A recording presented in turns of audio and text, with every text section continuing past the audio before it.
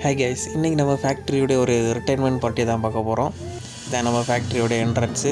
கிட்டத்தட்ட 41 டிஃபென்ஸ் ஃபேக்ட்ரியில் இதுவும் ஒன்று தான் என்ட்ரன்ஸ். வேலை நடக்கிறனால இவ்வளோ டம்மியாக கிட்டத்தட்ட 124 வருஷம் பழமையானது. இங்கெல்லாம் இந்த மாதிரி ஆடி பாட முடியாது. ஆனால் இந்த ரிட்டைர்மெண்ட் பார்ட்டிக்கு மட்டும்தான் இந்த மாதிரி இருக்கும். உங்களுடைய ஒரு செலிப்ரேஷன் இது தான் எங்களுடைய கிரவுண்டில்.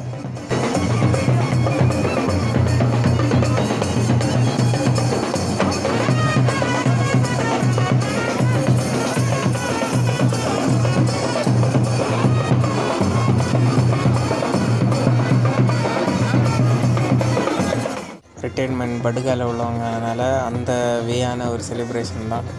இங்கேயுமே அவங்க சின்ன குழந்தைலேருந்து பெரியவங்க வரையும் கண்டிப்பாக இந்த டான்ஸ் ஆடுவாங்க. இந்த மாதிரி அவங்களுடைய வேலையை இந்த ரிட்டைர்மெண்ட் பார்ட்டி இருந்துச்சு. அதுக்கப்புறம் இந்த ரிட்டையர்டானவங்களை அவங்கள ஹஸ்பண்ட் அண்ட் ஒய்ஃபுமே ஆடினாங்க. அப்படி அவங்களுடைய ஒரு செலிப்ரேஷன் எங்கே இருந்துச்சு. அப்புறம் அவங்கள வீட்டுக்கு ட்ராப் பண்ணுறதுக்கு அவங்க ஊருக்கே போயிட்டோம். அதாவது அட்டி, அவங்க இங்கே ஊரை வந்து அட்டின்னு தான் சொல்லுவாங்க. இங்கேயே கிளம்பிட்டோம்.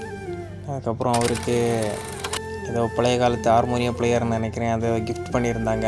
அதுக்கப்புறம் அதையுமே அவர் வீட்டிலேருந்து வாசிச்சுட்டு இருந்தார். இந்த மாதிரி அவருடைய ஹார்மோனிய டேலண்ட்டை.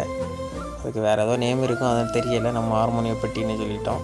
இதுதான் அவங்களுடைய அட்டி. இந்த அட்டிக்கு எப்போ போனாலுமே அந்த பீஸ்ஃபுல்னஸ் எப்போவுமே இருக்குங்க. எனக்கு பிடிச்ச அந்த ஒரு இடம் இது அமைதியாக ஒரு பீஸ்ஃபுல்னஸாக இருக்கும். நார்மலாக போக முடியாது. அப்படியே சாப்பிட்டு கிளம்பிட்டேன்.